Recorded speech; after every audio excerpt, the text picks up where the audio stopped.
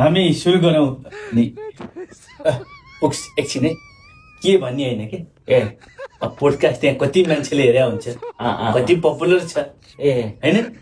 आज आले भोलि कति भ्युज जान्छ। हजुर भन्नु काट्देऊ है हजुर। अब के गर्नु पर्यो, तर म भए पनि हामी हजुर बल्छी सर, हजुर बान्डे सर भन्नु पर्यो कि है त। है त ल अप्ठ्यारो। बान्डेजीलाई हाम्रो पोडकास्टमा धेरै धेरै स्वागत छ। बल्छीजीलाई धेरै धेरै तपाईलाई पनि धन्यवाद छ। हामी कुरा अगाडि बढाउँ। हजुरलाई चाहिँ ठ्याक्कै भन्नुपर्दा हुन्छ नि, एकदम यस्तो गर्न पाए हुन्थ्यो, यस्तो गर्न पाए। के चाहिँ गर्दाखेरि चाहिँ तपाईँलाई आनन्द, के गर्न मन लाग्छ? मलाई चाहिँ खासमा दिनभरि सुत्न पायो भने आनन्द लाग्छ। सुत्नु 3 धर्के अडा जस्तो खुट्टा ठाडो पार्ने, हजुर, अनि यसरी ड्याङ्ग सुत्न पायो भने साह्रै आनन्द लाग्छ मलाई। अहिलेसम्म हजुर एकदमै धेरै सुतेको चाहिँ हुन्छ नि, यति घण्टा भन्ने कति घण्टासम्म चाहिँ एकरो सुत्नु भएको छ हजुर? एकचोटिमा 14 घण्टा सुतेको रहेछु। बुढीले पानी छेपेपछि बेउजे।